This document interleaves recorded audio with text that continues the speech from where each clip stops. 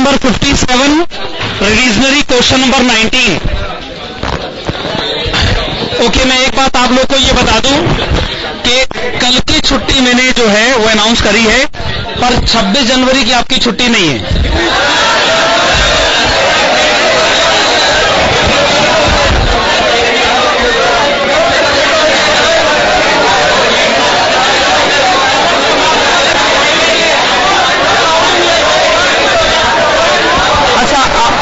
Tuesday को बात करेंगे, ट्यूसडे कल की तो छुट्टी है। Page number 50, listen please, page number 57, revisionary question number 19। Calculate, ध्यान से देखिए क्या लिखा है। Calculate before tax WACC on the basis of following. एक बार फिर से पढ़िएगा, बड़ी इंपॉर्टेंट स्टेटमेंट है, before tax WACC।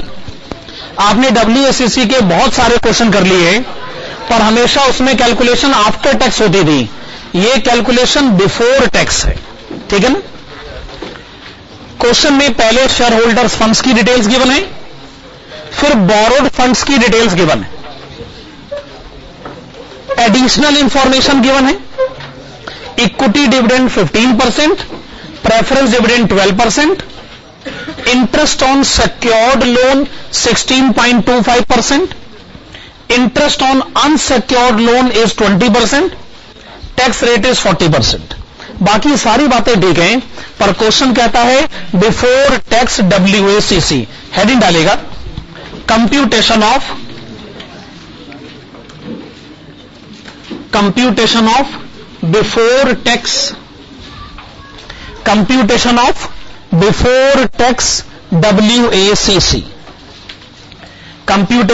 Before tax WACC।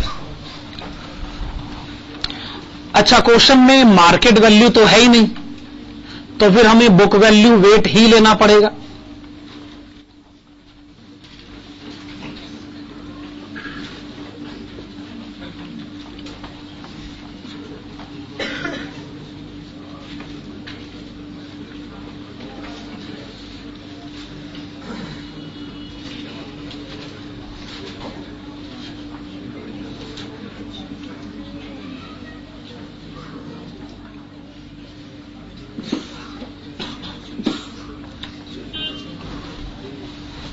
हाँ जी, वही कॉलम्स हैं, बस आप स्पेसिफिकली कह रहे हैं बिफोर टैक्स।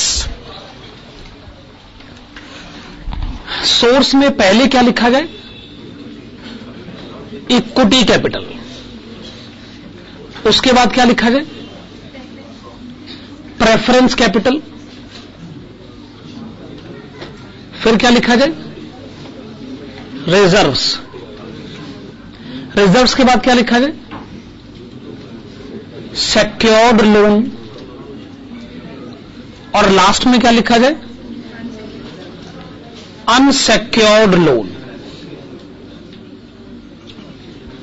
हां, बताइएगा इक्विटी कैपिटल का अमाउंट कितना गिवन है? फिर से बताइए। 5 लाख। प्रेफरेंस कैपिटल का अमाउंट कितना गिवन? 1 लाख। ओके। रिजर्व्स का अमाउंट कितना given? 3 lakh. Secured loan 8 lakh. Unsecured loan 7 lakh. Capital का टोटल 24 लाख।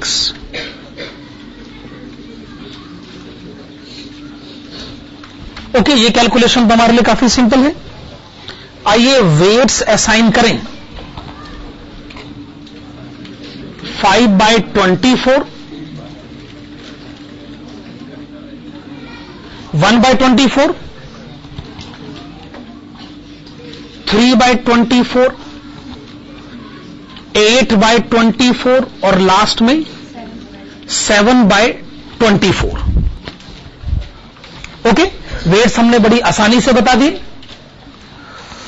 अब है कॉस्ट ऑफ कैपिटल, वो भी टैक्स से पहले। क्वेश्चन पहले सिक्योर्ड लोन के बारे में बात करें। रेट ऑफ इंटरेस्ट है, secured loan rate of interest है 16.25%। तो आप लिखिएगा 16.25%। यस, आपने लिखा 16.25%। आप इसे 1 माइनस टैक्स रेट से मल्टीप्लाई नहीं करेंगे। आपसे आफ्टर टैक्स कॉस्ट कोई नहीं पूछ रहा है, हम आपसे पूछ रहे हैं बिफोर टैक्स, तो इसको आफ्टर टैक्स करने की गलती ना करें। अच्छा, सिक्योर्ड अनसिक्योर्ड लोन का बताएं 20%, ये बिफोर टैक्स है ना। चले, डेब्ट की कॉस्ट हमने आसानी से कैलकुलेट करी, वो जो बिफोर टैक्स था हमने वही लिखा, हमने उसे आफ्टर टैक्स करने की गलती नहीं करी। यस, अब बात को आगे बढ़ाएं। अब हम कैलकुलेट करना चाहेंगे कॉस्ट ऑफ इक्विटी, और कॉस्ट ऑफ इक्विटी जो है वो हम इक्विटी में भी लिखेंगे और रिजर्व्स में भी लिखेंगे। तो आप इसका फार्मूला लिखेगा equity dividend divided by 1 minus tax rate.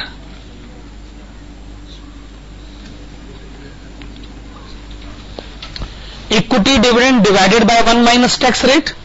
आप क्वेश्चन पढ़ें और मुझे इक्विटी डिविडेंड का रेट बताएं कितना है। 15%। अच्छा, टैक्स का रेट बताएं 40%।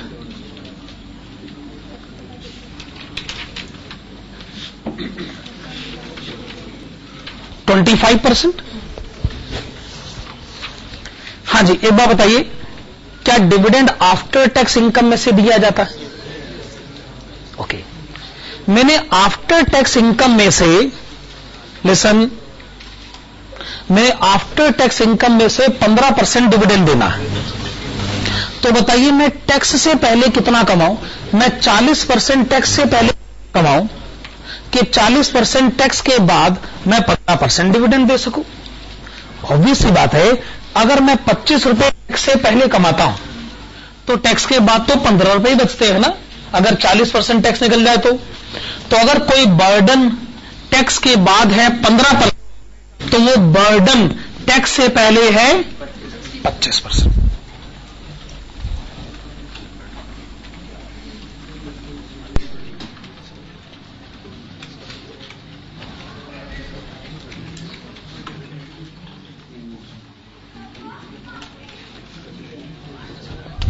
अब आप लिखिएगा केपी,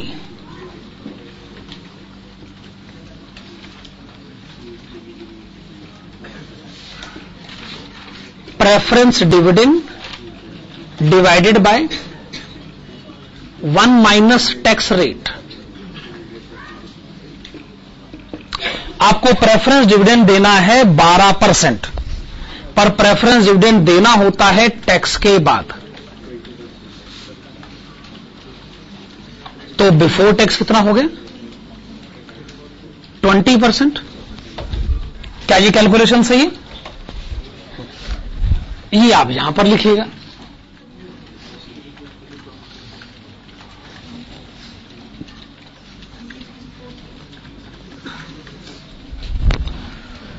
बताइए बिफोर टैक्स WACC बताइए।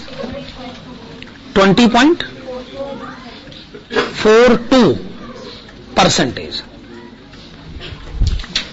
हाँ, तो आपको अगर सरवाइव करना है तो आपको कम से कम कमाना होगा 20.42 before tax. After tax answer नहीं है ये बिफोर टैक्स वाला आंसर है। क्या ये बात सही? चलिए, अब आप मेन क्वेश्चंस में वापस आइए। मेन क्वेश्चंस में आप वापस आइए, पेज नंबर 41 पर आइए। तो एक बार फिर से जो क्वेश्चंस आप ऑलरेडी कर चुके हैं, question number 1 to question number 7, क्या आप सारे क्वेश्चन कर चुके हैं? Okay, question number 1 to question number 8 आप सारे क्वेश्चन कर चुके हैं। फिर मैं बचे हुए क्वेश्चंस आपको बता रहा हूं। क्वेश्चन नंबर 9, 16, 19, 20, 20 के बाद 23, 19, 20, 23, 24, 26, 27, 29। ओके, 29 बचा हुआ अभी। 29 के बाद 31, 32 एंड 35। ठीक है। Okay, page number 47, page number 47, question number 29। Simple सा क्वेश्चन है, ये अब तक हो जाना चाहिए था, लेकिन चलिए अगर बचा तो इसको कंप्लीट कर लेते हैं अब।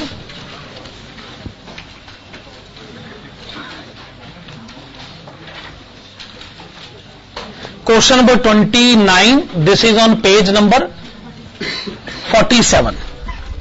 हाँ जी। Sachin Enterprises Limited provides the following extracts from its accounts as on 31st March 2002. Capital and reserve, डेप्ट, ICBI loan, ACD loan, profit before tax, provision for tax, profit after tax, risk free return 10%, premium expected from the market is 5%, beta is 1.28. Number 1, workout weighted average cost of capital in percentage terms. Number 2, if beta is reduced to 1.18 in future, what will be the impact on WACs? इस question के answer में पहला काम ये करिएगा, आप लिखिएगा tax rate is equal to, पहला काम लिखिएगा टैक्स रेट। क्वेश्चन कहते हैं जी हमें 45 लाख का टैक्स देना पड़ता है, ये क्वेश्चन में लिखा हुआ है हमें 45 लाख का टैक्स देना पड़ता है। ये भी क्वेश्चन में लिखा है कि टैक्स से पहले हमारी इनकम है 1,80 लाख रुपए।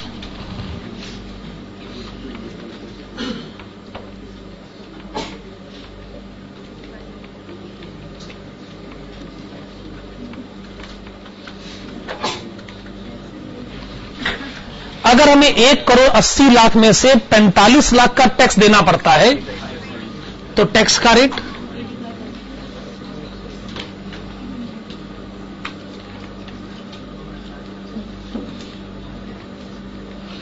.25 और we can say 25%।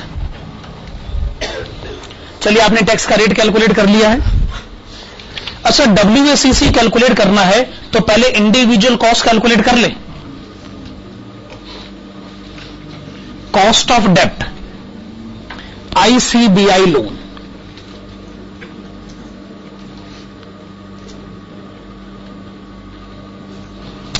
Okay, rate given to us is 12%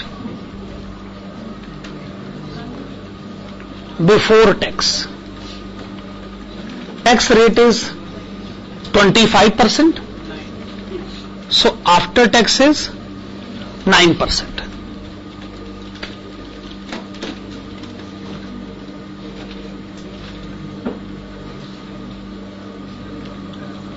अब आप लिखिएगा KD ACD लोन 13.5%,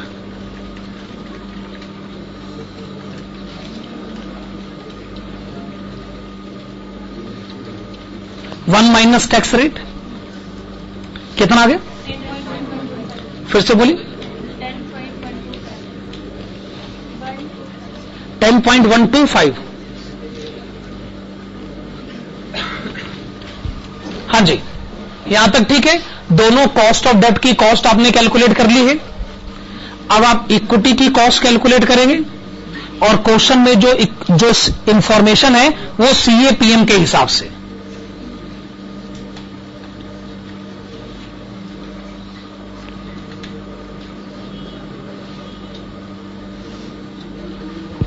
अच्छा, रिस्क फ्री रिटर्न क्वेश्चन में कितना दे रखा है, 10%। बीटा कितना दे रखा है, 1.28 और 5% क्या है? प्रीमियम, यानी RM माइनस RF के ये बताएं 16.4%। हमें क्वेश्चन के फर्स्ट पॉइंट का आंसर देना है।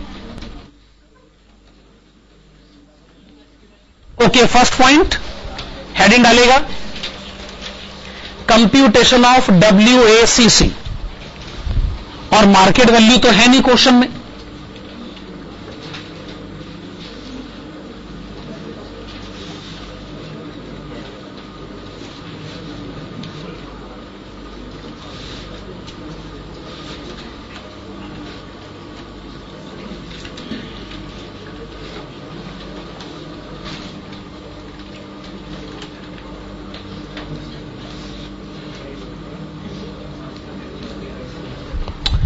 चलिए ये कॉलम्स आप बनाइएगा, source, book value, weight, cost of capital and WACC।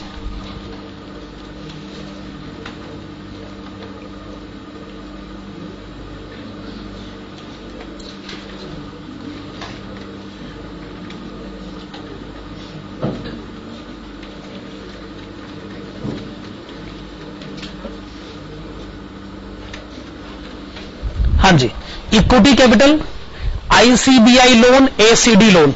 Equity capital को क्वेश्चन में क्या कहा हुआ है? कैपिटल एंड रिजर्व, एक ही बात है, एक ही बात है। 1,50,00,000 रुपए। ICBI लोन कितना है? 1 करोड़ रुपए। और ACD लोन 2,50,00,000 रुपए।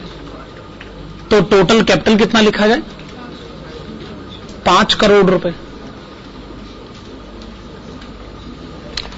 इक्विटी कैपिटल का वेट हो गया 3/10, 2/10, 5/10। इक्विटी की कॉस्ट हम कैलकुलेट कर चुके हैं 16.4%।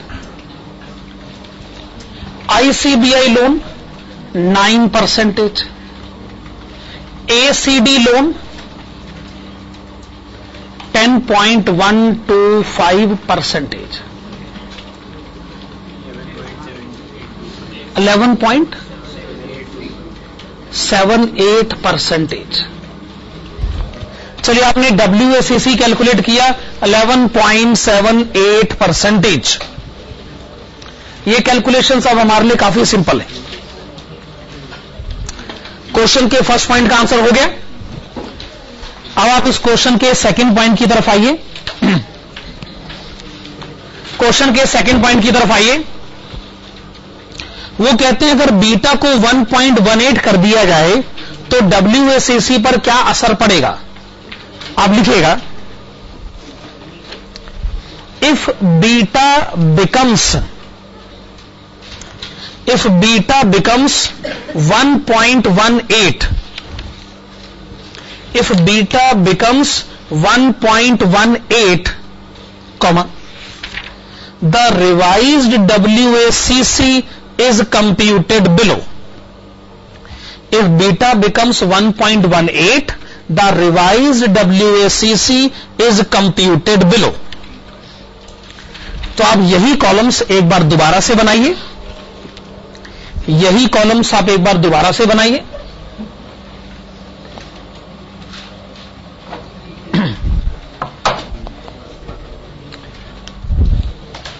और ये सारी बातें फिर से लिखे, equity capital, ICBI loan, ACD loan, ये सारी बातें फिर से लिखे।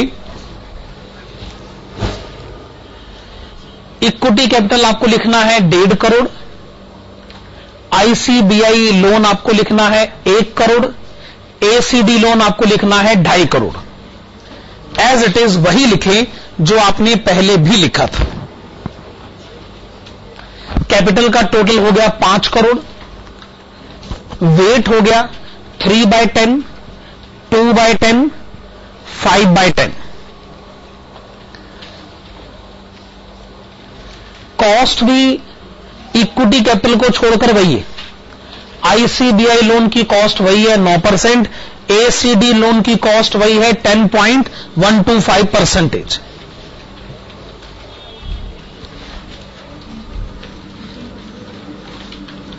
सिर्फ इक्विटी की कॉस्ट है जो आपको नए सिरे से कैलकुलेट करनी होगी, क्योंकि अगर बीटा में चेंज हुआ है तो सिर्फ इक्विटी की कॉस्ट को ही चेंज कर सकता है, बाकी तो और कोई कॉस्ट चेंज हो नहीं सकती।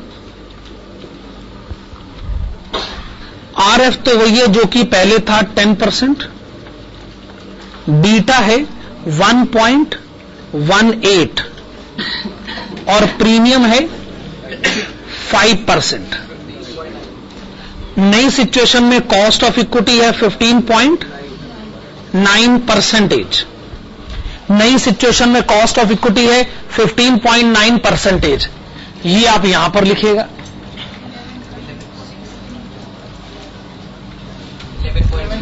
ओके, नया WACC आपने बताया 11.63%।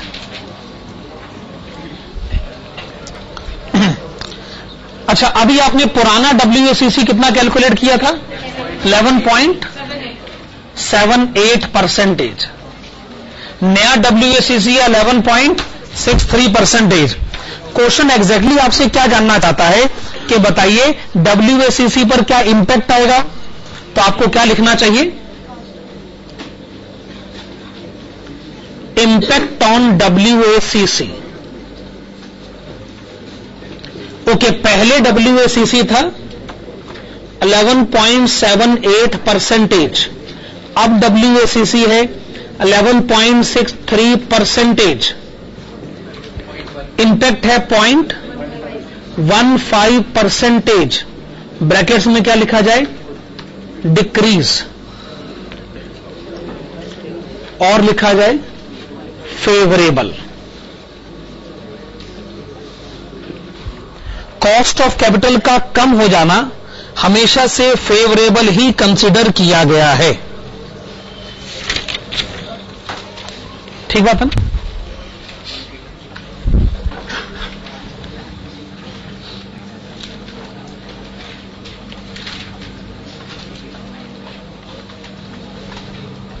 Please see question number 23। Question number 23 की तरफ आइएगा। Question number 23, the rate of return on market portfolio is 18%, risk free return is 12%। Required, number 1, what return would be expected from an investment having beta factor of 0.8? Okay, आप लिखिएगा number 1, return obtained is equal to, चलिए लिखिए number 1, return obtained is equal to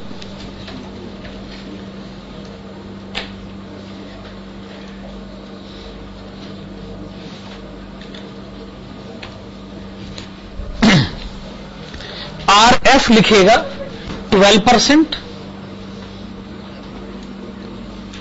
beta लिखेगा 0.8, market return कितना है? 18%। क्या answer आ गया?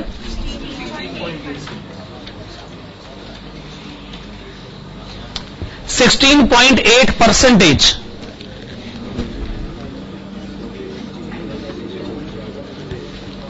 Okay, point number 2 की तरफ आइए।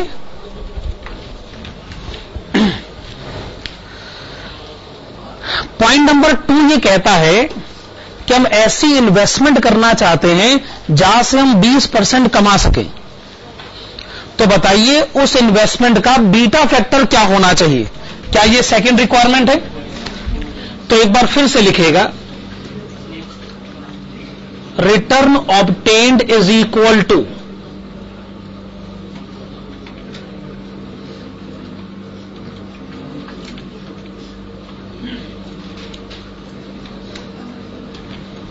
एक बार फिर से लिखिएगा। अब आप रिटर्न ऑब्टेन्ड लिखिएगा 20%, RF लिखिएगा 12%, बीटा आपको कैलकुलेट करना है 18% माइनस 12%। ओके, 1.33 आपने लिखा 1.33। अगर आप 20% रिटर्न चाहते हैं तो आपको ऐसी जगह इन्वेस्टमेंट करना चाहिए कि जिसका बीटा हो 1.33। ओके, क्वेश्चन नंबर 23 का आंसर हो गया हमारी तरफ से। Page number 46, page number 46, question number 24।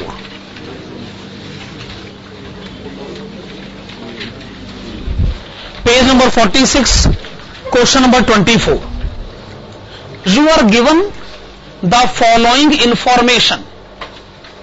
You are given the following information. Investment के नाम क्या है? Shares in A Limited, B Limited, C Limited and Government of India bonds. फिर क्या गिवन है? Initial price, dividend, year end market price, beta risk factor. Assuming that risk-free return is 14%, you are required to calculate number 1, expected rate of return on market portfolio. एक बार फिर से क्या पूछा गया आपसे? Expected rate of return on market portfolio. भाई ये क्या होता है? क्या क्वेश्चन आपसे मार्केट रेट ऑफ रिटर्न पूछ रहा है?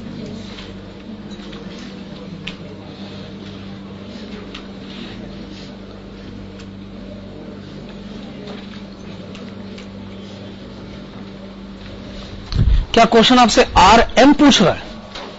Market rate of return. इससे बड़ी अजीब बात क्या हो सकती है कि आप हमसे मार्केट रिटर्न कैसे पूछ सकते हैं भाई?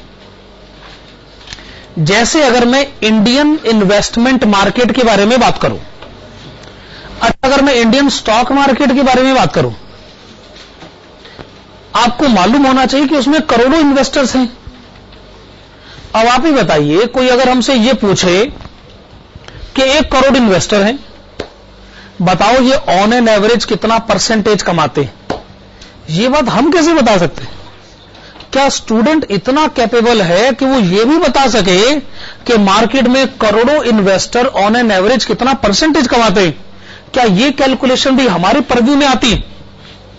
आपने इतने सारे क्वेश्चन CA PM के पूछे हैं, आप हमेशा मार्केट रिटर्न खुद ही बता देते हैं, हम कैसे कैलकुलेट कर सकते? क्वेश्चन कहता है अगर आपकी बात खत्म हो गई हो तब आप इसे कैलकुलेट करो, है कि नहीं? इतनी देर से बोले जा रहे हो हम कैसे कैलकुलेट कर सकते हैं? आप कैलकुलेट करके बताइए अगर बात खत्म हो गई हो तो। चलो ठीक है भाई, क्या कर सकते हैं?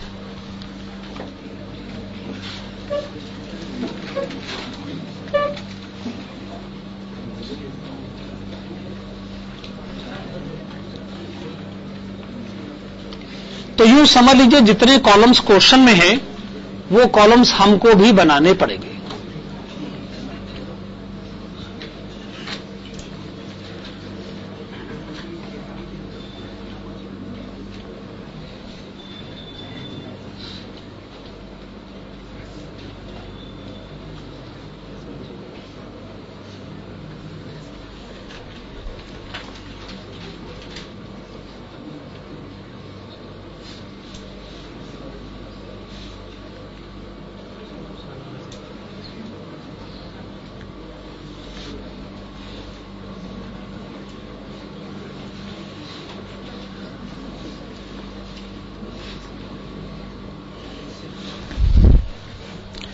एक दो कॉलम ज्यादा ही बन गए।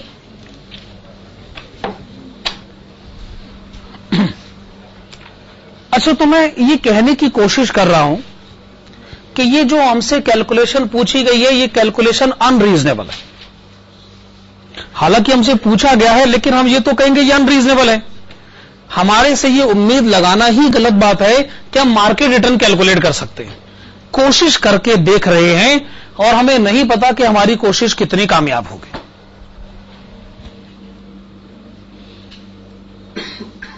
देखिए, हमारी कोशिश एक एजम्पशन पर बेस्ड है और वो एजम्पशन ये है कि मनी मार्केट में, इन्वेस्टमेंट मार्केट में सिर्फ 4 इन्वेस्टमेंट अपॉर्चुनिटीज हैं। एक ये है ए लिमिटेड का शेयर खरीद लो, दूसरी अपॉर्चुनिटी बी लिमिटेड का शेयर खरीद लो, तीसरी अपॉर्चुनिटी सी लिमिटेड का शेयर खरीद लो, चौथी opportunity government of India bonds. आप ही कह सकते हो जी, इंडियन इन्वेस्टमेंट मार्केट में तो कम से कम 4000 इन्वेस्टमेंट अपॉर्चुनिटीज तो होंगी। इतनी सारी तो बैंकों की इन्वेस्टमेंट अपॉर्चुनिटीज हैं, इतनी सारी तो पोस्ट ऑफिस की इन्वेस्टमेंट अपॉर्चुनिटीज हैं, फिर कंपनियां भरी पड़ी, सिर्फ 4 इन्वेस्टमेंट अपॉर्चुनिटीज। इस पर हम कहेंगे देखो फिर वही बात होगी ना, एक तो मैं कोशिश कर रहा हूं, फिर आप हमारी टांग खींचने की कोशिश कर रहे हो। अरे अभी या फिर आप एक काम करो, फिर आप वो 4000 इन्वेस्टमेंट अपॉर्चुनिटीज की लिस्ट निकालो। अच्छा, फिर हम पहले ही कह चुके हैं कि जी ये हमारे बस की बात नहीं है, ये अनरीजनेबल एक्सपेक्टेशन है। और एक बात बताओ, हमारी बला से 4000 है या 4 लाख है या 4 करोड़ इन्वेस्टमेंट अपॉर्चुनिटीज हैं, अगर कंसेप्ट समझना है तो वो 4 से भी समझ में आ जाता है। तो आप हमारी मजबूरी समझिए, हम ये फॉर द टाइम बिंग मानकर चल रहे हैं कि इंडियन इकोनॉमी में सिर्फ 4 इन्वेस्टमेंट अपॉर्चुनिटीज। बात को सिर्फ कहने और समझने के लिए। ए लिमिटेड के शेयर का इनिशियल प्राइस बताइए,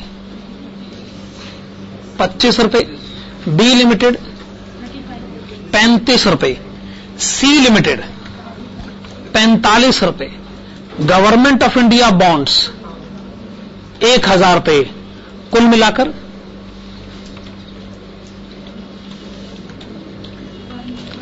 1105 रुपए।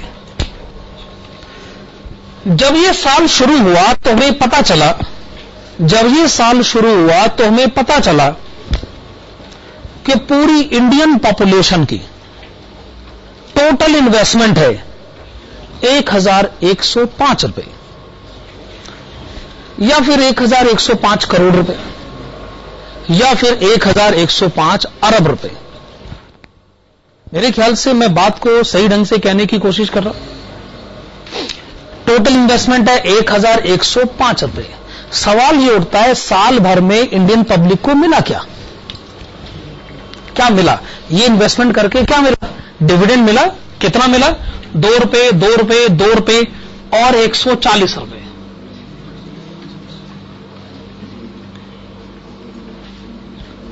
टोटल डिविडेंड कितना मिला?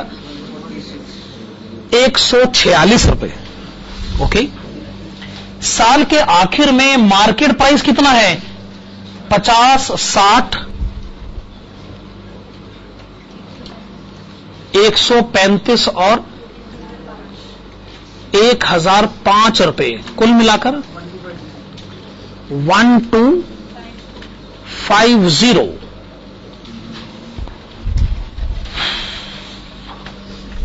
शेयर 25 का 50 हो गया। शेयर 25 का 50 हो गया। कैपिटल एप्रिसिएशन कितना हो गया? 25 रुपए। शेयर 35 का 60 हो गया। कैपिटल एप्रिसिएशन कितना हो गया? 25 रुपए। 45 का 135 हो गया, 90 रुपए। 1000 का 1005 हो गया, 5 बढ़ गया। कितना कैपिटल एप्रिसिएशन हो गया? 145 रुपए। फिर हमने शेयर होल्डर से पूछा जी कुल फायदा कितना हुआ?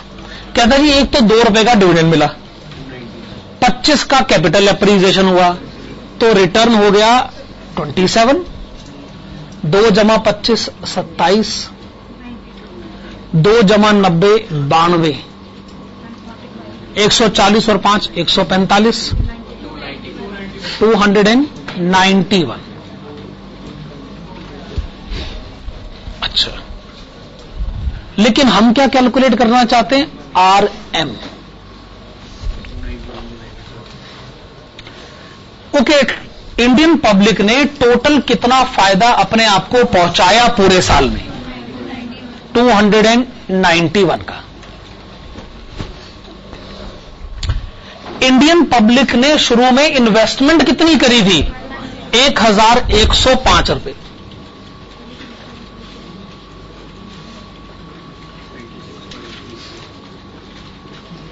%33.33%। क्या हमारी कोशिश कामयाब हुई? हम कहने में कामयाब हुए भाई, इतना पैसा आपने शुरू में लगाया था, इतना आपको फायदा हुआ पूरे साल में, तो आपका फायदा अगर हमने परसेंटेज में कैलकुलेट किया है, हम कुछ तो कहने में कामयाब हुए। आइए क्वेश्चन की सेकंड रिक्वायरमेंट की तरफ बढ़े। क्या है क्वेश्चन की सेकंड रिक्वायरमेंट? पढ़िए, ये बताइए आप एक एक इन्वेस्टमेंट से कितने परसेंटेज कमाते हैं? ये तो आपने एवरेज आंसर दिया। अब आप ये बताइए ए लिमिटेड से कितना कमाते हैं, B limited, C limited, government of India bond से, और सीए पीएम अप्रोच अडॉप्ट करिएगा। ठीक है, आप लिखिएगा return obtained is equal to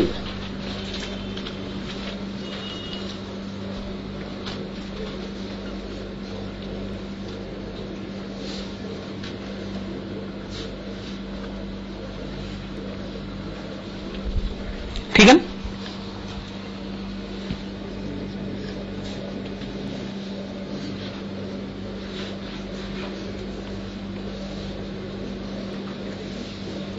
अच्छा, RF क्वेश्चन में कितना दे रखा है?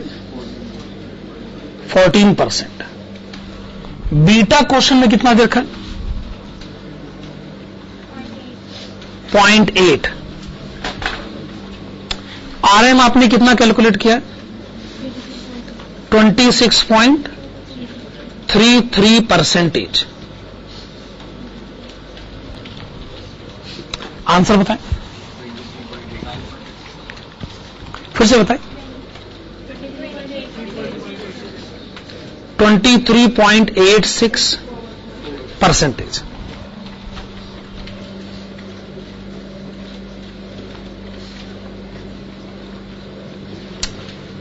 RF है 14%। अच्छा, बी लिमिटेड का जो बीटा फैक्टर है वो कितना दे रखा है? 1.25।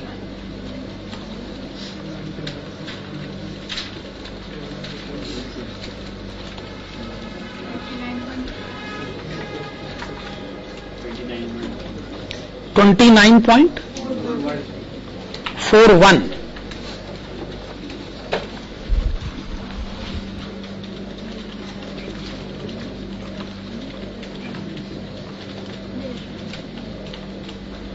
सी लिमिटेड का बीटा फैक्टर बताएं। 1.50।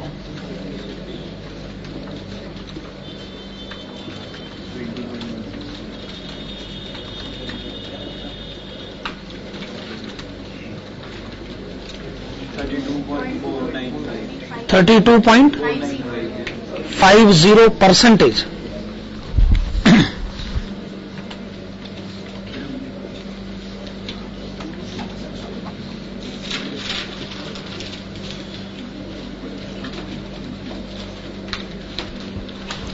Okay, government of India bonds का beta factor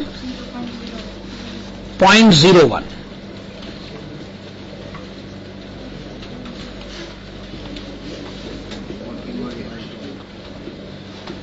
%14.12%।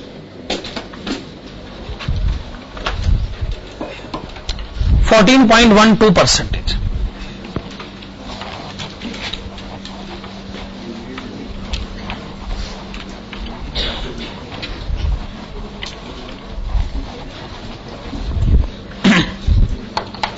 Question number 24 attempt करने के बाद आप पिछले पेज पर आइएगा,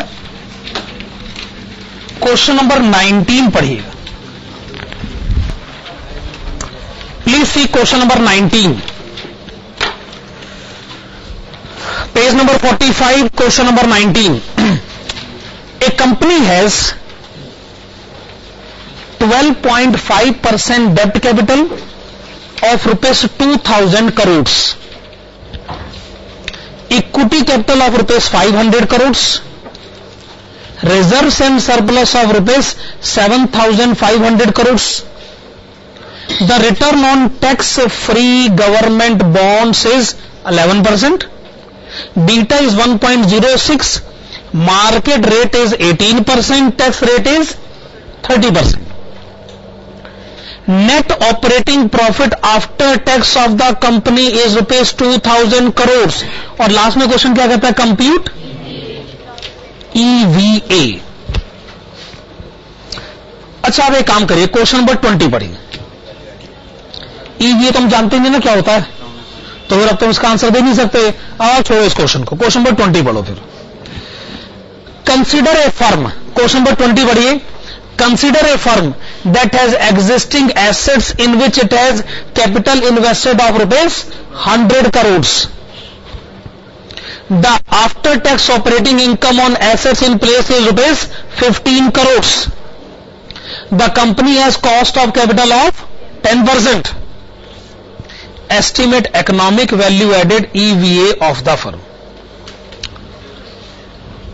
क्या फायदा हुआ? बस EVA की फुल फॉर्म पता चली. पहले उसने कहा EVA, अब वो कह रहे इकोनॉमिक वैल्यू एडेड. दो क्वेश्चन पढ़ लिए, बताओ इसी बारे. पेज नंबर 51 पर आइएगा. Please come to page number 51. क्या आपको इस पेज पर थ्योरेटिकल नोट नंबर 8 नजर आ रहा है? क्या लिखा हुआ है? Economic value added. पढ़िए पढ़िए, जो भी लिखा हुआ पढ़िए.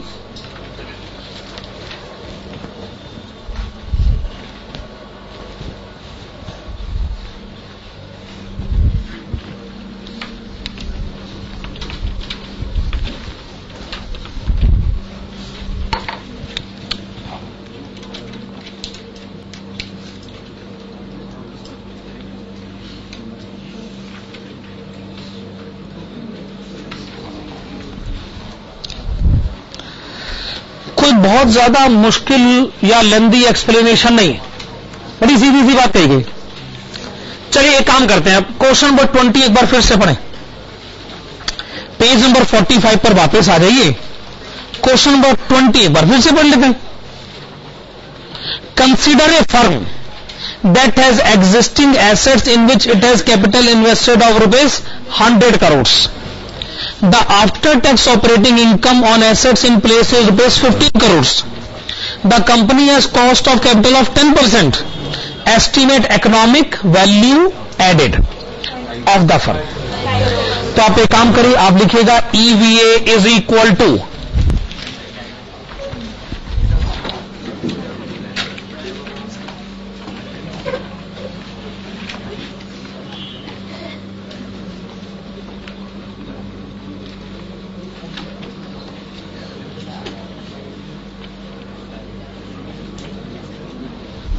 लिखिएगा actual after tax income minus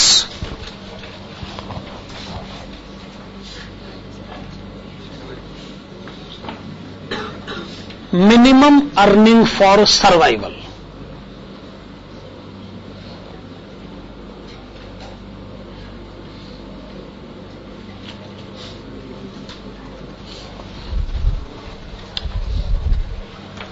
आप असल में कितना कमाते हैं और आपको सरवाइव करने के लिए कम से कम कितना कमाना चाहिए, इसका जो डिफरेंस है ना, उसे कहते हैं इकोनॉमिक वैल्यू एडेड.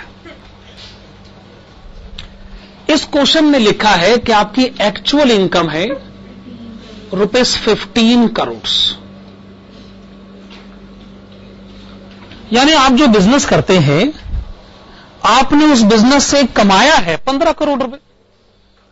आप जो बिजनेस करते हैं, आपने उस बिजनेस से कमाया है 15 करोड़ रुपए.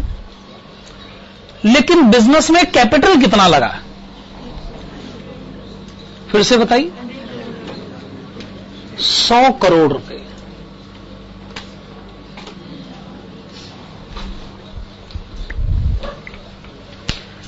जिस आदमी ने आपको 100 करोड़ दिए हैं, क्या उसकी कोई मिनिमम एक्सपेक्टेशन है? 10%। उसने कहा जी मैं आपको 100 करोड़ देता हूं, मुझे इस पर चाहिए 10%। हमने कहा इसका मतलब ये हो गया 100 करोड़ का 10%, 10 करोड़। इसका मतलब हम अपने बिजनेस से जितना मर्जी क्यों ना कमाएं, उसमें से 10 करोड़ तो हमें बांटना ही पड़ेगा। 15 करोड़ मैं कमाता हूं, 10 करोड़ मुझे देना पड़ता है उस आदमी को कि जिसके पैसे पे मैं बिजनेस करता हूं। तो मेरी जेब में क्या बचा? इसे कहते हैं इकोनॉमिक वैल्यू एडेड, 5 करोड़ रुपए। काफी आसानी से कैलकुलेट हो गया। अब क्वेश्चन नंबर 19 की तरफ बढ़े। आइए क्वेश्चन नंबर 19 एक बार फिर से पढ़ लें। ओके, ए कंपनी हैज 12.5% डेप्ट capital of ₹2000 crore, equity capital of ₹500 crore, reserves and surplus of 7500 crore, return on tax free government bonds is 11%, beta is 1.06, market rate is 18%, tax rate is 30%। Net operating profit after tax 2000 crore, compute EVA. फिर से formula लिखे, EVA is equal to actual after tax income minus minimum earning for survival.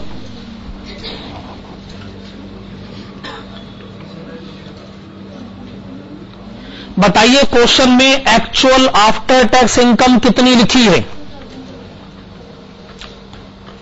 Actual after tax income कितनी लिखी है? ₹2000 करोड़।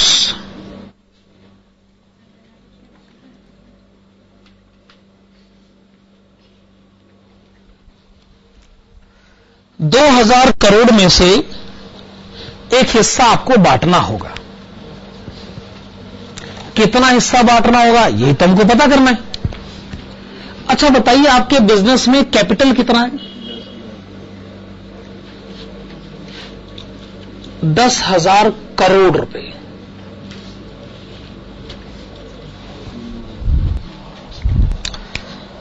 क्या है कि आपके बिजनेस में 2000 करोड़ का तो डेप्ट है, 500 करोड़ का तो इक्विटी का फेस वैल्यू है, और 7,500 करोड़ का इक्विटी का रिजर्व है। इसका मतलब आपके बिजनेस में 10,000 करोड़ का कैपिटल है। तो इसकी कॉस्ट ऑफ कैपिटल बताइए। अब पिछले क्वेश्चन में क्या हुआ था कि आपने सारे रुपए एक ही आदमी से मांगे थे। अब एक ही आदमी से रुपए मांगो तो कॉस्ट ऑफ कैपिटल बताना आसान होता है। यहां पर आपने कुछ रुपए इससे मांगे, कुछ उससे मांगे। इसका मतलब अब हम कॉस्ट ऑफ कैपिटल कैसे बताएं? अब हमें कैलकुलेट करना होगा WAC से। चलिए लिखेगा कंप्यूटेशन ऑफ WAC से।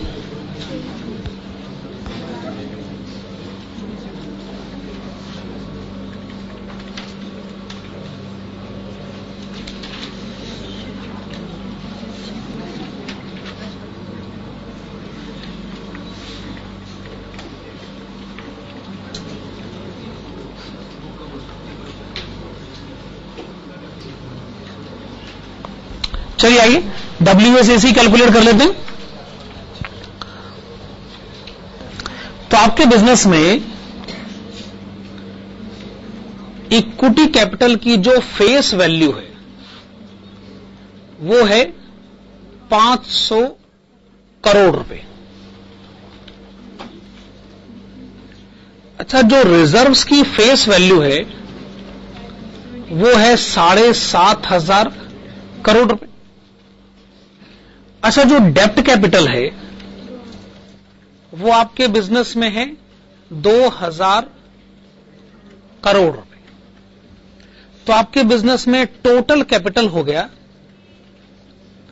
10,000 करोड़ रुपए। तो जी वेट हो गया 5%, 75% और 20%।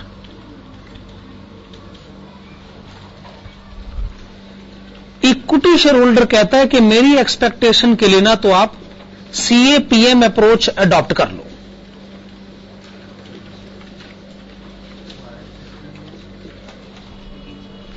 CAPM अप्रोच अडॉप्ट कर लेते तो RF बताएंगे क्वेश्चन में कितना है? 11%। अच्छा बीटा कितना है? 1.06 और market return equity share holder की एक्सपेक्टेशन 18.42%।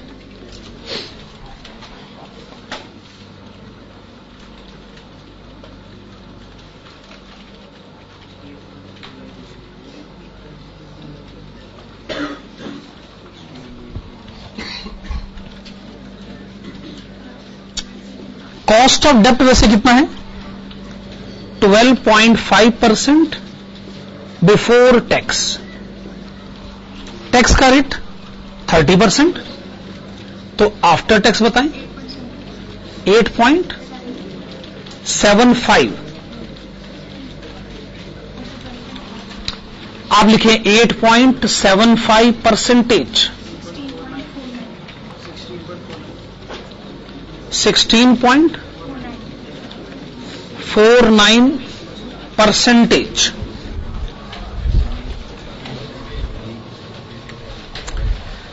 आपके बिजनेस में 10,000 करोड़ का कैपिटल है। जिन्होंने 10,000 करोड़ दे रखे हैं उनकी अलग अलग एक्सपेक्टेशन है। लिसन, उनकी अलग अलग एक्सपेक्टेशन है, पर एवरेज कॉस्ट है 16.49%। तो आप लिखेंगे 16.49%। इतना कमाइए, उसमें से इतना बांट दीजिए। बच कितना गया?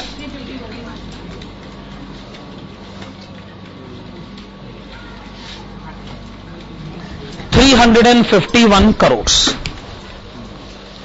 सिंपल सा कंसेप्ट है, कोई बहुत ज्यादा कॉम्प्लिकेशन तो इसमें है ही नहीं। ठीक है ना? हो गया क्वेश्चन नंबर 19 का answer.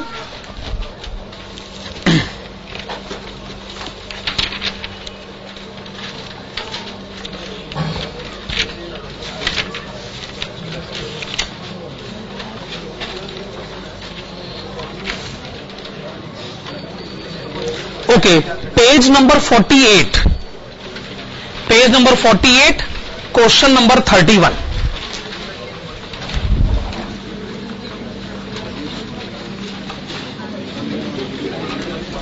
Page number 48, question number 31। Question number 31 की तरफ आइएगा। Page number 48, question number 31। The R&G company has following capital structure। एक बार फिर से, the R&G company has following capital structure as on 31st March 2004, the proportion of which is always maintained। इसको underline करेगा, the proportion of which is always maintained। सबसे पहले लिखा है 13% डिवेंचर्स। 13% डिवेंचर्स कितना लिखा है? 3,60,000 लिखा ना। फिर लिखा है प्रेफरेंस शेयर कैपिटल, कितना लिखा है? 1,20,000। फिर लिखा है इक्विटी कैपिटल, कितना लिखा है? 19,20,000। अब आप एक काम करिए, क्वेश्चन में डिवेंचर्स 3,60,000 लिखा है ना, तो 3,60,000 के ब्रैकेट में लिखिएगा 15%। क्वेश्चन में लिख दो 3,60,000 के ब्रैकेट में लिख दो 15%। प्रेफरेंस लिखा ना 1,20,000, इसके ब्रैकेट में लिख दो 5%। 19,20,000 लिखा है ना, इसके ब्रैकेट में लिख दो 80%। तीनों का टोटल 100%। क्या ये मैंने ठीक लिखा है? ये हमने क्यों लिखा है? क्वेश्चन ने कहा है, क्वेश्चन ने हमें सावधान किया है कि आगे क्वेश्चन पढ़ो, उसका आंसर निकालो, पर इस रेशो के साथ छेड़ाखानी मत करना। इस रेशो को मेंटेन करके रखना। मान लीजिए आपको 100 रुपए चाहिए, तो क्या पूरे 100 रुपए इक्विटी शेयर होल्डर से मांग सकते हैं? अगर आपने सारे इक्विटी शेयर होल्डर से मांग लिए, फिर तो रेशो खराब हो गया। तो इस क्वेश्चन को इस शर्त पर अटेम्प्ट किया जाएगा कि इस रेशो के साथ आप छेड़ाखानी नहीं करेंगे। The ratio, listen please, the ratio must be maintained under all circumstances. इसलिए यह बात इस क्वेश्चन में आपको ध्यान रखनी है। अब क्वेश्चन आगे बढ़ते हैं। The companies share has current market price of ₹27.75 per share. Expected dividend per share in next year is 50% of 2004 EPS. The EPS of last 10 years is as follows. The past trends are expected to continue. ध्यान से देखिए, 1995 का EPS कितना दे रखा है? 1 रुपया। 1996 का, ध्यान से देखिए, 1996 का 1 रुपये 12 पैसे। ये कोई भी कह देगा 1 रुपये का अगर 1 रुपये 12 पैसे बनाना है तो 12% ग्रोथ रेट होनी चाहिए। अच्छा, 1.12 के बाद 1.254, 1.405। मैं कहता हूं कि आप हर एक ईपीएस में 12% ऐड करते जाइए, आपको अगला ईपीएस मिलता चला जाएगा। आप हर एक में 12% ऐड करके देखिए, आपको अगला ईपीएस मिलता चला जाएगा। ये सब क्वेश्चन ने क्यों कहा है? क्वेश्चन असल में सीधा बोलना नहीं चाहता कि ग्रोथ रेट कितनी। क्वेश्चन कहता है खुद पता करो ग्रोथ रेट कितनी। अब ये तो फिर हमारे लिए बड़ी आसान कैलकुलेशन है, ऐसे तो हमने बड़े सारे क्वेश्चन अब करके देख लिया। चलिए इसका आंसर शुरू करें। हेडिंग डालें ग्रोथ रेट। आंसर शुरू करें, हेडिंग डालें ग्रोथ रेट, ब्रैकेट्स में लिखेगा जी, लिखेगा it is observed that, it is observed that the amount of EPS in each year, the amount of EPS in each year, क्या है? अच्छा, किसी गाड़ी का नंबर है 2148, किसी गाड़ी का नंबर, अच्छा बोलना क्या है? हटा दी, गाड़ी हटा लीजिए।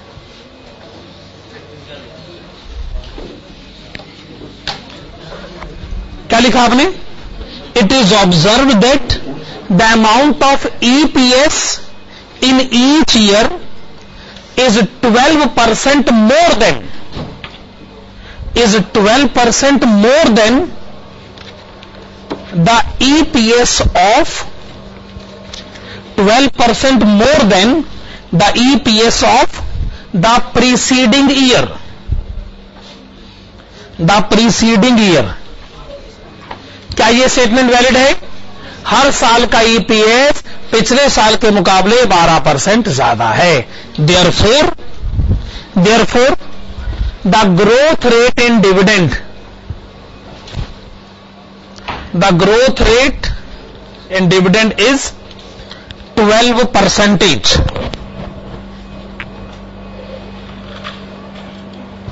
पहला काम हमने ग्रोथ रेट पर अपना कमेंट दे दिया है।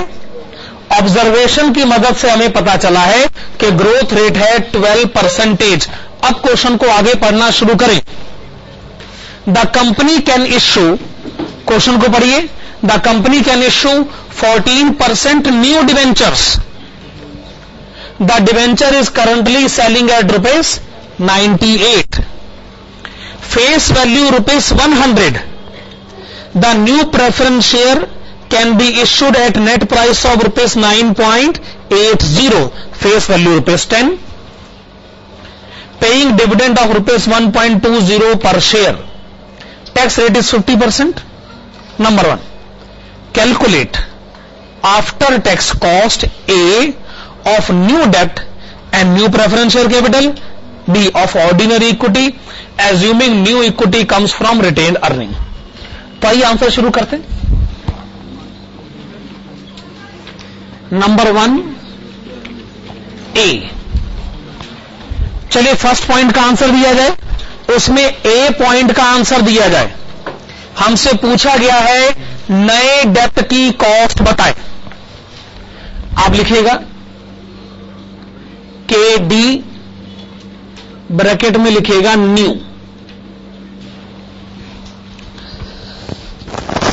अब ये बताइएगा इस क्वेश्चन में जो डेप्ट है वो रिडीमेबल है कि इररिडीमेबल है. क्या रिडम्पशन की डिटेल्स हैं? नहीं है, इसका मतलब वो इरिडीमेबल है. सिंपल सा फार्मूला है, interest 1 minus tax rate divided by. अगर तो आपको कॉस्ट कैलकुलेट करनी है एग्जिस्टिंग डेप्ट की तो मार्केट प्राइस लिख लो, नए की तो नेट प्रोसीड लिख लो. तो आपने लिखा नेट प्रोसीड. अच्छा, इस डिवेंचर की फेस वैल्यू कितनी है? ₹100. Rate of interest 14%, amount of interest ₹14. Tax rate 50%.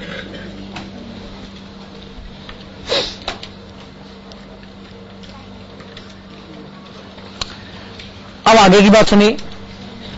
अब सवाल ये उठता है कि ये डिवेंचर हमने कितने में इश्यू करा है.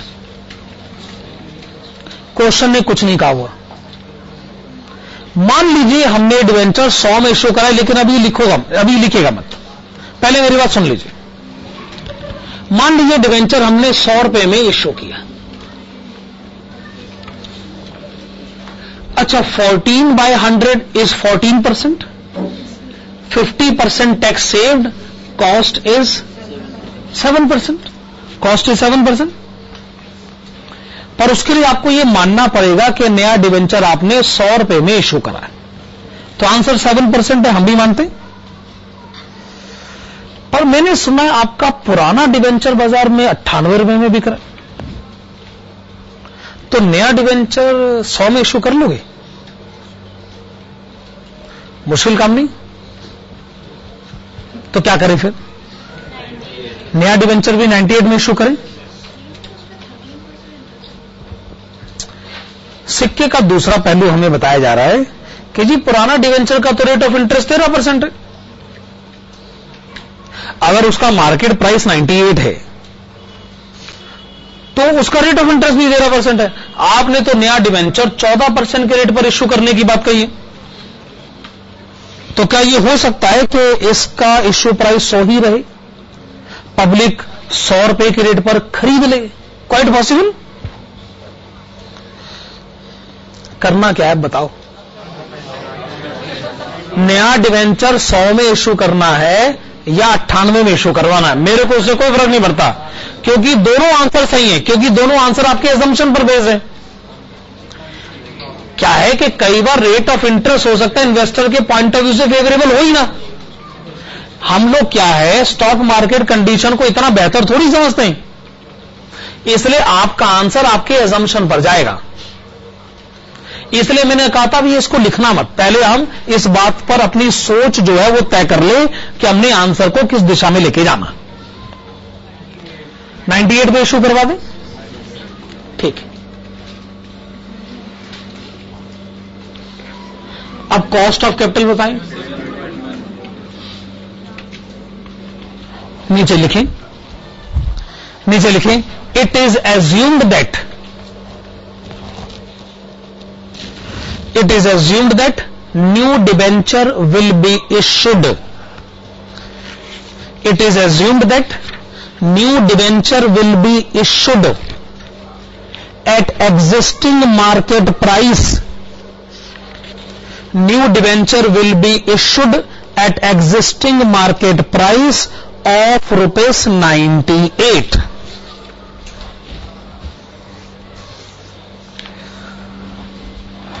अच्छा, यहीं पर क्वेश्चन कहता है एक काम और करिए, न्यू प्रेफरेंस कैपिटल की कॉस्ट कैलकुलेट कर दो, और यह भी इररिडीमेबल ही है। तो इसका फार्मूला तो हमने पहले पढ़ रखा है ना, प्रेफरेंस डिविडेंड डिवाइडेड बाय, अगर एग्जिस्टिंग है तो मार्केट प्राइस से डिवाइड करवा दो, न्यू है तो नेट प्रोसीड से डिवाइड करवा दो।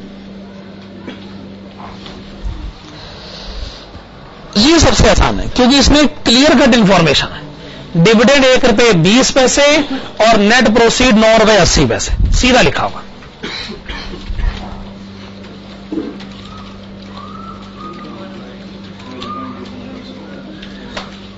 कितना?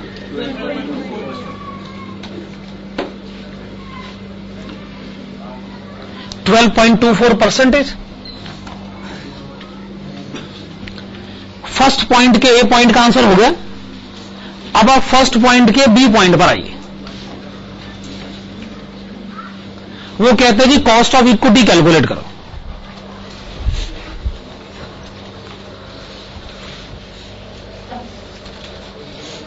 हमें समझ में नहीं आता कि ये क्वेश्चन हमारे एग्जाम का क्वेश्चन है, मतलब अंग्रेजी भाषा पर सिर्फ तरस खाया जा सकता है।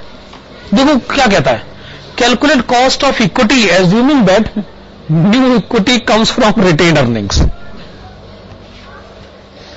New equity comes from retained earnings. Surprisingly, मतलब ये क्या भाषा इस्तेमाल कर रहे हैं आप, मतलब आप एग्जिस्टिंग शेयर होल्डर का पैसा इस्तेमाल कर रहे हैं, new equity comes from retained earnings. इस पर हमारी आपसे रिक्वेस्ट ये है कि ना हमारे शब्दों को मत पकड़ा करो। हमारी आदत है हम ऐसे ही बोल दिया करते हैं, अब ऐसे मत करा करो भाई। आप ऐसे एक एक शब्द का लिटरल मीनिंग निकालोगे तो फिर हम कैसे बात को समझेंगे। हम आपको अंग्रेजी तो पढ़ा नहीं रहे ना भाई, आप हमारी भावनाओं को समझो। हम क्या कहना चाहते हैं, ये एग्जिस्टिंग की कॉस्ट कैलकुलेट करवानी है कि न्यू की? फिर रिटेन्ड अर्निंग का क्या मतलब है? फिर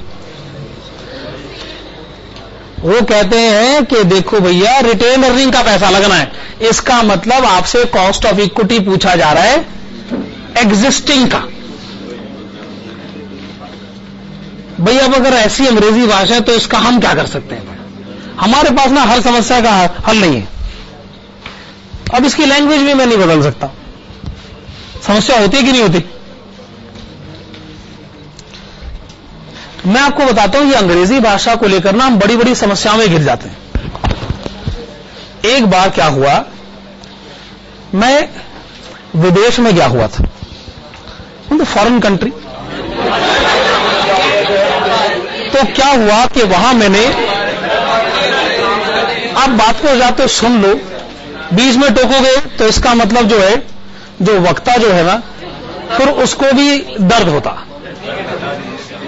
तो क्या हुआ कि मैंने विदेश में अपने एक दोस्त के साथ एक फिल्म देखने का प्रोग्राम बनाया था।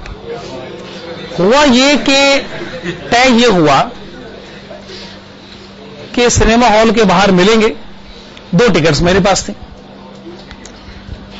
दोस्त का फोन आया कि जी वो नहीं आना चाहता, तो मैंने फैसला किया एक काम करते हैं, मैं टिकट्स वापस लेता हूं, टिकट्स वापस करता हूं और मुझे पैसा वापस मिल जाना चाहिए। तो फिर मैं वो टिकट काउंटर पर गया और मैंने उसे कहा, excuse me sir, the situation is that I had earlier purchased 2 tickets, one for me and the other one for my friend. Since he is not coming, I have therefore now decided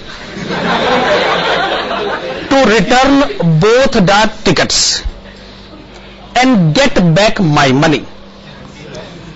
You are requested to do the needful. जब मैंने इतना सब उसे कहा था तो वो अंग्रेज में।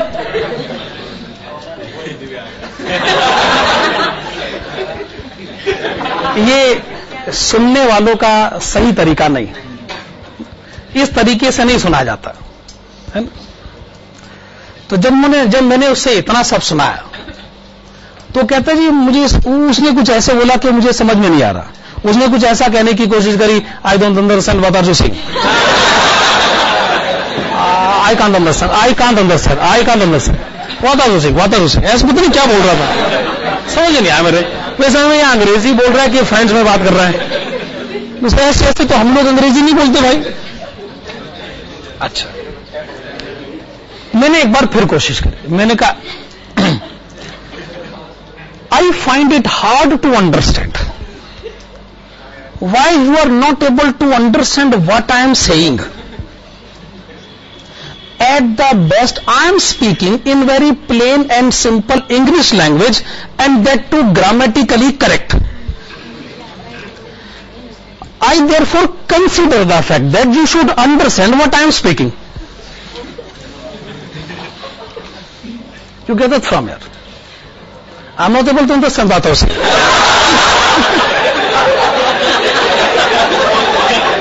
You get it from here. यार ये अच्छी परेशानी है। मतलब मेरे हिसाब से तो मैं बड़ी अच्छी अंग्रेजी बोल रहा हूं, वो भी एकदम शुद्ध भाषा में, मतलब कहीं कोई त्रुटि नहीं, सारी बातें जो है एकदम सही सामंजस्य स्थापित करके कही जा रही, फिर भी समस्या फिर वही की वही, ठीक कि नहीं। इससे अच्छी बेहतर अंग्रेजी कोई क्या बोल सकता है भाई। अब इस समस्या से घिरा हुआ मैं बाहर इधर उधर भटक रहा था, तभी वहां मुझे मेरा एक पुराना स्टूडेंट मिल गया। मुझे देखते ही बोला, सर तुसी इत्थे किथे, तुसी इत्थे किथे, समझ रहे ना इसका मतलब, आप यहां कैसे, हाँ तुसी इत्थे किथे। अच्छा, ये जो मेरा स्टूडेंट है ना, ये जब इंडिया में था तो अंग्रेजी के पर्चे में ये हमेशा बाहरी समर्थन से पास होता था। अंग्रेजी के पर्चे की बात कर रहा हूं, जब तक बाहरी समर्थन ना मिले तब तक ये पास। बाहरी समर्थन का मतलब समझते ना आप सब लोग कितना अच्छा समझते हैं बाहरी समर्थन का मतलब क्या होता है। जैसे हमारा देश बाहरी समर्थन से चलता है, तो कई बार कई पर्चों में पास होने के लिए बाहरी समर्थन की अत्यंत आवश्यकता होती है। तो मैंने इसे अपनी समस्या गिनाई, इसने मुझे उसका हल सुझाया। कहता अल्लाह एदिज हैवे की है, छोटी जी गल लगी, तुसी मैन दो हुणी मैं पहले के आंदा, हुणी मैं पहले के आंदा। तो ये साहब गए टिकट काउंटर पे, इन्होंने एक बात कही, पैसे मिल गए, इन्होंने कहा hey man ticket back money back.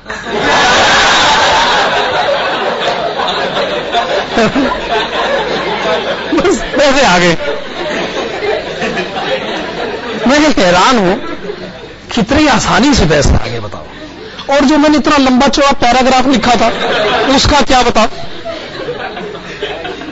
इस पैराग्राफ पे मुझे वो पैराग्राफ राइटिंग आते हैं, उसमें अच्छे खासे नंबर मिल सकते थे, इसको नंबर मिलेंगे नहीं, पर इसको पैसे मिल गए, मुझे पैसे मिलते नहीं, है कि नहीं। जहां अच्छी अंग्रेजी है वहां पैसा नहीं, और जहां पैसा है वहां अच्छी अंग्रेजी नहीं। पंजाबी भी है, तो बात समझ में आ रही है ना मैं क्या कहना चाहता हूं। तो इसलिए इस क्वेश्चन की अंग्रेजी भाषा की जो है, आप त्रुटियों को मत पकड़ी, जो है सो है। आप कैलकुलेट करते cost of equity existing, formula क्या लिखा जाए, D1 divided by market price plus growth rate. अच्छा, आपने ग्रोथ रेट अभी अभी कैलकुलेट किया, एनालाइज करा है, ऑब्जर्व किया, कितना था? 12%। मार्केट प्राइस क्वेश्चन में कितना गिवन है? 27.75। रहा सवाल D1 का। D1 यानी क्या? Next expected dividend. क्वेश्चन में कहीं लिखा हुआ है नेक्स्ट एक्सपेक्टेड डिविडेंड, जहां मार्केट प्राइस लिखा है उसके आगे लिखा है 50% of year 2004 EPS। 50% of year 2004 EPS। वैसे 2004 का EPS कितना गिवन है? 2.773। उसका 50% बताएं। 1.3865। ये 1.3865 आप यहां पर लिखें। कॉस्ट ऑफ इक्विटी बताएं। 17%। 17%। मेरे ख्याल से फर्स्ट रिक्वायरमेंट को पूरी तरह डील किया जा चुका है। न्यू डेप्ट, न्यू प्रेफरेंस, एग्जिस्टिंग इक्विटी, सबकी कॉस्ट कैलकुलेट करी जा चुकी है। सेकंड पॉइंट पर आइएगा। Please come to the second point of the question. Compute, calculate marginal cost of capital. यही क्वेश्चन की सेकंड रिक्वायरमेंट है। हेडिंग डालिएगा, computation of weighted marginal cost of capital.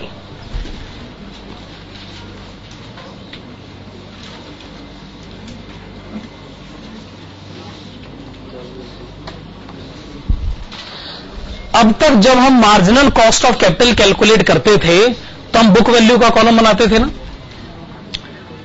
अब आप उस कॉलम को छोड़ दीजिए।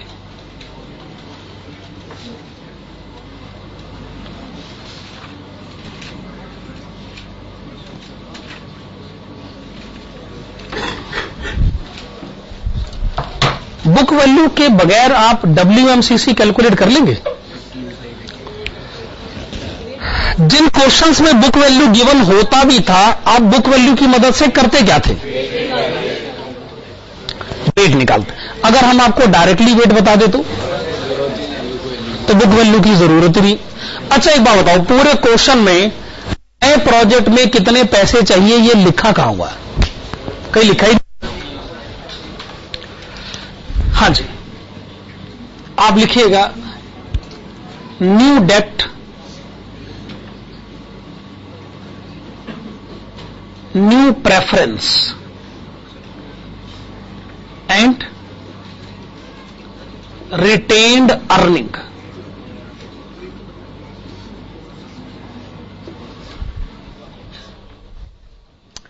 अगर आपको नए प्रोजेक्ट में पैसा लगाना है तो पैसा आएगा कहां से? नया डेप्ट ले आते हैं, नया प्रेफरेंस ले आते हैं, पर नया इक्विटी मत लाओ। क्यों? क्योंकि वो पुराने इक्विटी का अच्छा खासा वो पैसा पड़ा हुआ है, पुराने इक्विटी का पैसा इस्तेमाल करते हैं। रिटेन्ड अर्निंग, नया डेप्ट आप लेकर आइएगा 15%, नया प्रेफरेंस लेकर आइएगा 5%, एग्जिस्टिंग इक्विटी का पैसा इस्तेमाल करिएगा 80%। आप सारा पैसा एक आदमी से तो मांग नहीं सकते। आपने तो ये शुरू में कह दिया है कि इस रेशो को आप बदल नहीं सकते, इस रेशो में पैसों का इंतजाम करें। डिबेंचर होल्डर कहता है जी मेरी एक्सपेक्टेशन आप मान लो 7.14%। प्रेफरेंस वाले क्या कहते हैं? 12.24%। और रिटेन्ड अर्निंग वाले क्या कहते हैं? ये रहा 17%।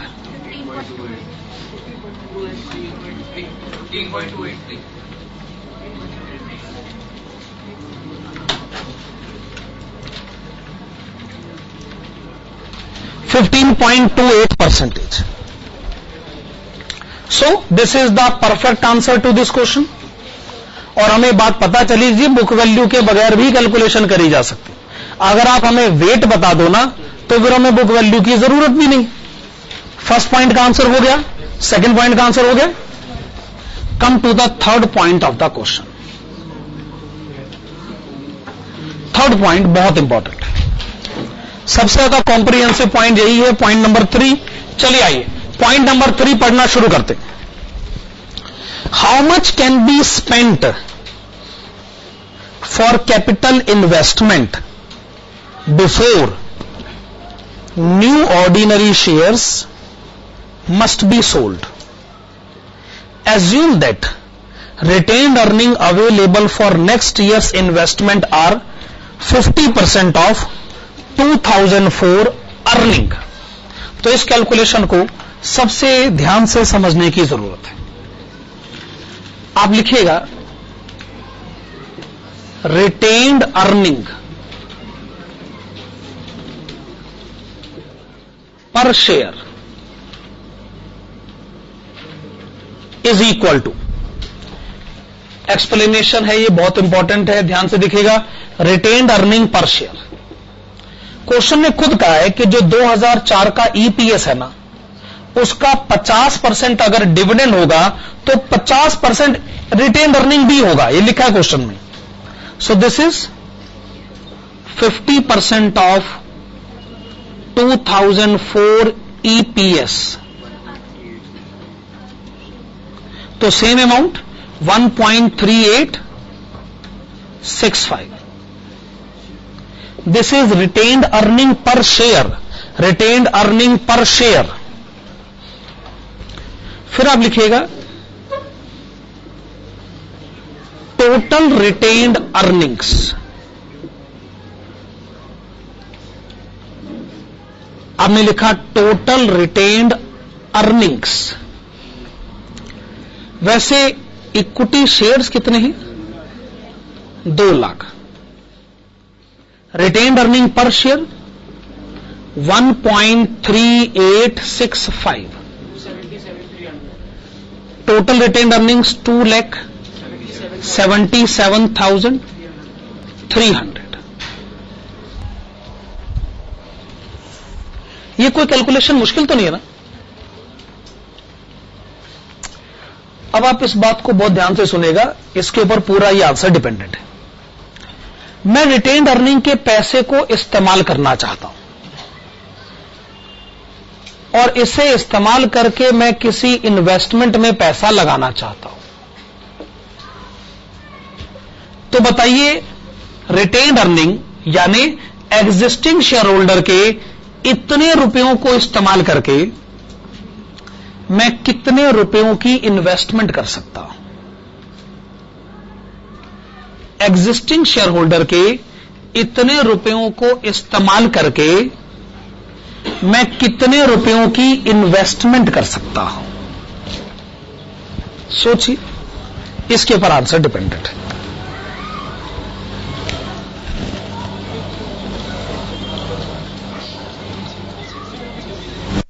है कोई जवाब? यस, 3,46,625 और बड़ा सिंपल सा आंसर है, कोई बहुत ज्यादा कॉम्प्लिकेटेड नहीं है। यह तय है कि मान लीजिए आपने कहीं 100 रुपए की इन्वेस्टमेंट करनी, तो क्या 100 रुपए की इन्वेस्टमेंट में पूरा 100 रुपया इक्विटी का लग सकता है? नहीं लग सकता। इक्विटी का पैसा कितना लगेगा? 80%। बाकी 20% कहां से आएगा? लाएंगे 15% डिवेंचर होल्डर से लाएंगे, 5% प्रेफरेंस से लाएंगे। इसका मतलब अगर आपके पास इक्विटी के इतने रुपए हैं, समझो आपके 80% रुपयों का इंतजाम हो गया है कि नहीं? बाकी 20% बचा है, वो आप लेकर आइए, हमने आपको रोका थोड़ी है। अगर आपने सारा पैसा इक्विटी का लगा दिया तो क्या आप रेशो खराब करोगे? क्वेश्चन ने कहा कि रेशो को खराब नहीं करना है, चेंज नहीं करना है। तो अगर मैं मान लो इतनी इन्वेस्टमेंट करता हूं तो इसका 80% कितना होता है? 2,77,300। दूसरे शब्दों में अगर ये 80% है तो 100% कितना हुआ? 3,4,6625। मैं फिर बता रहा हूं, इक्विटी से 80% पैसा लगवा दो, डिबेंचर से 15%, प्रेफरेंस से 5%। इन्वेस्टमेंट कितनी हो सकती है? 3,46,625 रुपए। आप यहां तक लिख चुके हैं? इसके नीचे लिखेगा we are given that equity financing must always be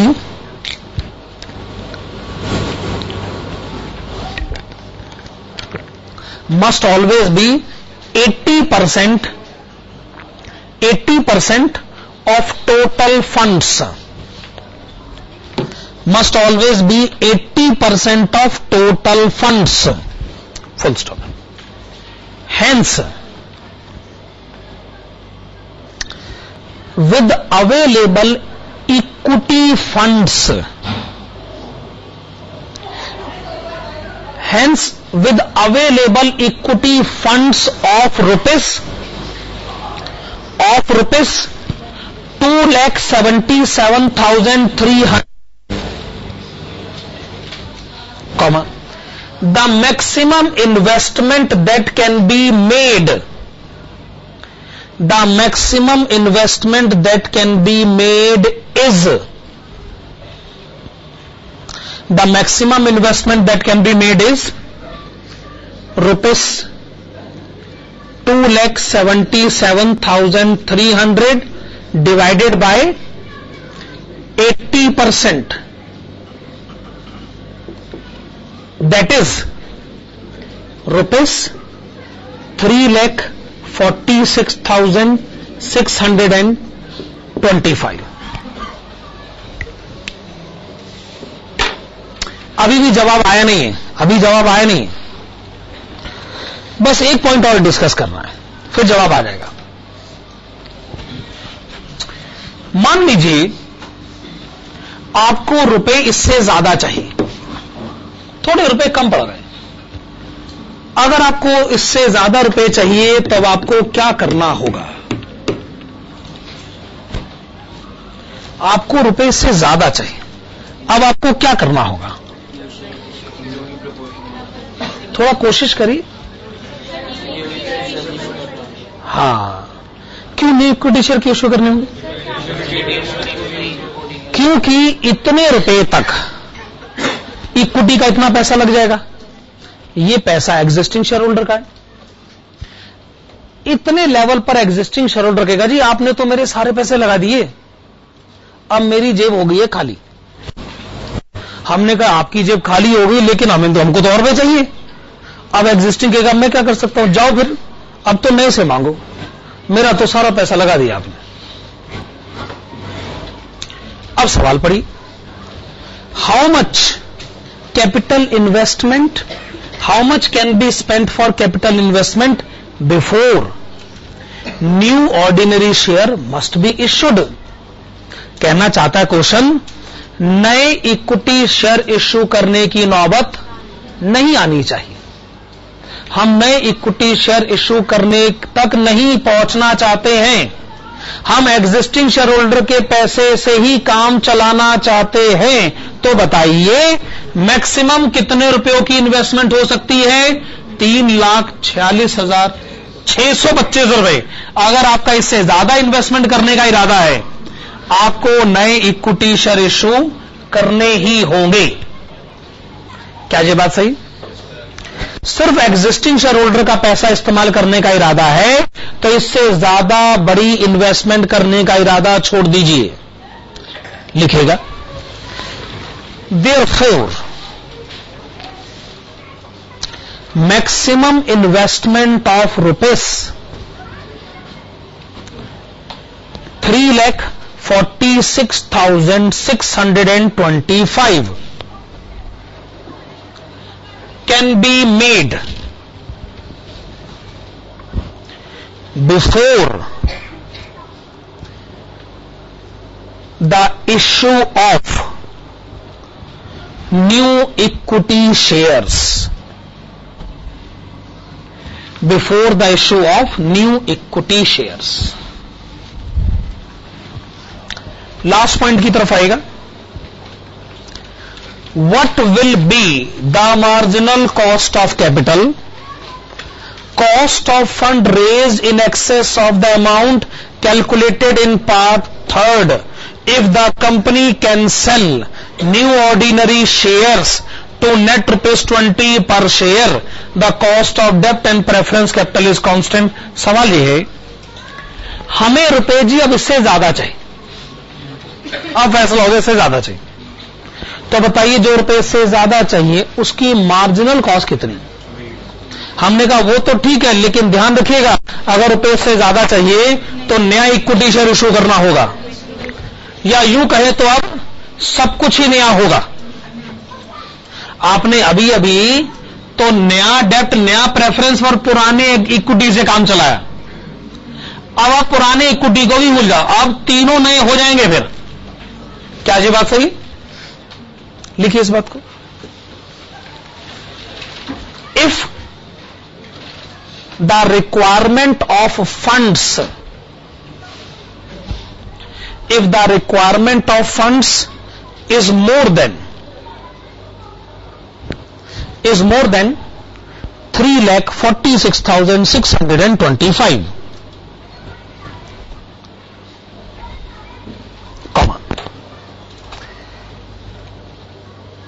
the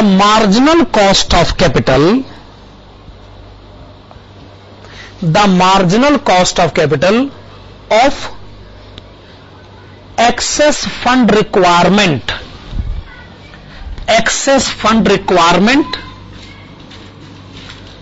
is computed below।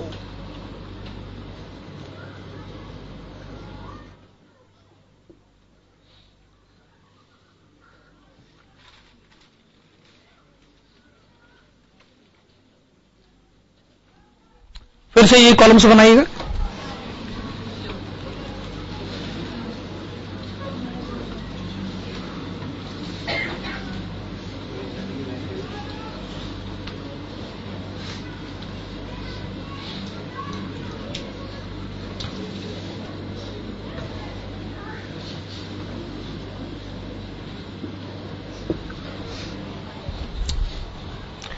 New डेप्ट, new preference, new equity.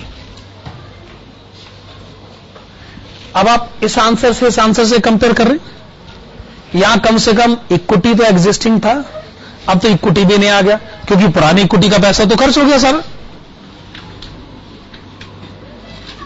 Wait में लेकिन कोई चेंज नहीं हो सकता ना।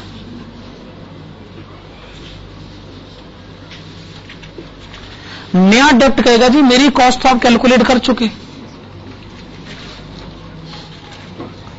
नया प्रेफरेंस कहेगा मेरी कॉस्ट भी कैलकुलेट हो चुकी।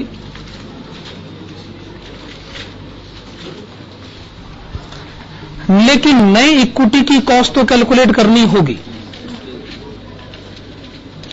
D1 divided by NP plus G। आप ऑलरेडी कॉस्ट ऑफ इक्विटी निकाल चुके हैं, लेकिन वो एग्जिस्टिंग की थी, बस आपको उसी तरीके से निकालना है, आप उसमें कोई चेंज नहीं कर सकते।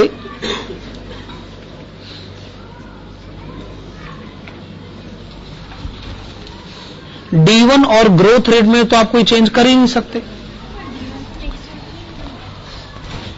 नेक्स्ट ईयर का डिविडेंड ही तो है ये, कोई नेक्स्ट टू नेक्स्ट ईयर की कैलकुलेशन थोड़ी हो गई है। अच्छा, अब आपको करना क्या है, एग्जिस्टिंग कॉस्ट में तो मार्केट प्राइस था, अब न्यू कॉस्ट में मार्केट प्राइस नहीं होगा, नेट प्रोसीड होगा। अगर क्वेश्चन नेट प्रोसीड बता दे तो ठीक है, वरना फिर मुझे मार्केट प्राइस को मानना पड़ेगा। क्या क्वेश्चन में नेट प्रोसीड बताया गया है? B sir 18.92%, sorry 93%।